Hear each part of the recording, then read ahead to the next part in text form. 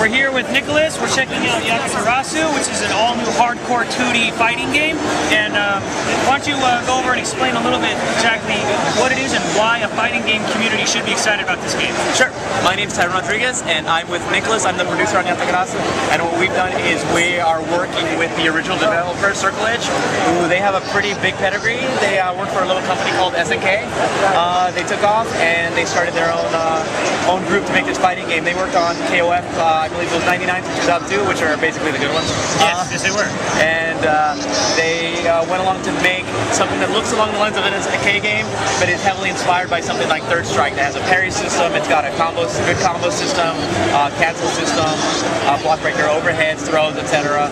And 8 characters, 1 secret boss, and we're bringing it to 3DS eShop. All right, now originally the game was a PC title in Japan. Has there been any discussion about possibly bringing that version over to Steamworks or anything else at this point? So if any fans know, our background is we work with other developers and we collaborate and really come up with good ways to make their games grow. We work with Cave Story, we work with VVVV, Night Sky, we work with 1001 Spike, and we usually, actually typically listen to the players. We released Cave Story on the Wii, initially through WiiWare, and we kept hearing, we want it on Steam, we want it on Steam, we want it on Steam.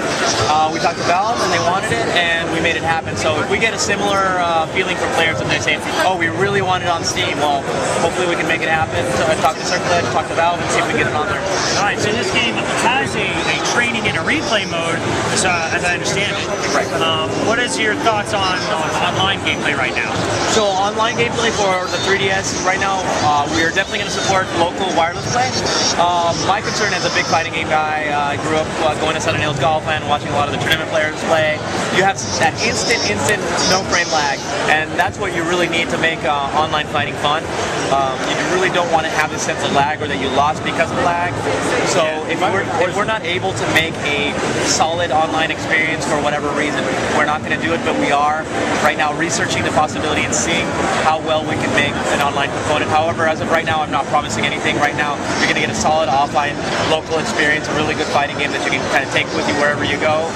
And if we can make it happen, great. If we can't, then we're going to be on for the player. We're going to give you a good experience offline. If we can't emulate that experience with an online network play, we're not going to do it because it doesn't make us look good, it doesn't make Circle Edge look good, or Nintendo, and it pisses off the player, and that's the last thing we want. Exactly. So, how many characters are in the game, and can you describe what kind of style of fighting types the characters are? Sure. There's 8 selectable characters, and it's got the typical archetypes that you'd see in like a Street Fighter, where you have the Shotokan characters, Uppercut, Fireball, Dragon Punch, Hurricane Kick. You've got a Dudley style character where you can do chain combos and juggle. You've got sort of a Fei Long style character, Zangief grappler character, a Chun-Li-esque character with similar conventions where she really doesn't do a lot of projectiles. She uses mostly her feet. So if you play Street Fighter, if you played a lot of the recent fighting games in the last, I don't know, 10 years, you're probably going to be able to jump right in. It's a 4-button game, so it works great on the 3DS. You've got 2 strike attacks, a light and a hard, and 2 kick buttons, a light and a hard, and then the parries are buttons this time instead of pushing them forward or down. Alright, so 4-button fighter, but with also high parry and low parry buttons. Right, right. And what that does, which a lot of people don't realize until they sort of sit down and think about it, is when you have a parry system that requires you to push down, tap down or tap forward, it breaks charge characters like a Guile or a Remy specifically. Yeah. But in this case, if you're charging down and you push the parry button, you can still get that parry going without losing your charge, which is very important to maintaining a character's ability to stay up in the ranks. Yeah, it's actually pretty smart. Now, one thing I played through the game, and I played through as a Shino, and I had a really good time with it. One thing I was really impressed with is the way that combos and linking specials and supers together felt really natural. Can you describe maybe a little bit about how that works, a bit like the in-depth fighting mechanics of it? First, I have to preface it by saying Umezono-san, who is the lead designer on this game, and he was a designer at SNK, he's a huge fighting game fan.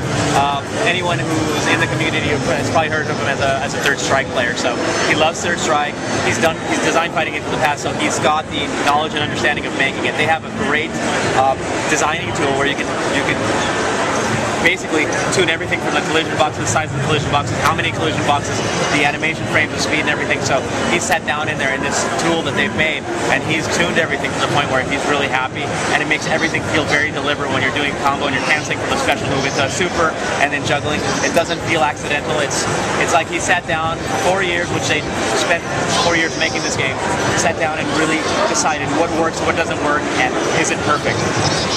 Excellent. So what can you tell me a little bit about the commentary system? I know there's like an optional sort of announcers or commentary people that are in the game. Yeah, this has caught I think the fighting game community by surprise, because this is really the first game that I can think of that has sort of a live commentary that emulates the arcade experience, where if you recall like the Daigo moment where he did an amazing parry with Chun-Li and Ken, you heard the crowd going crazy, and you still heard people talking throughout, and you see it at tournaments, but you also see it at regular arcades.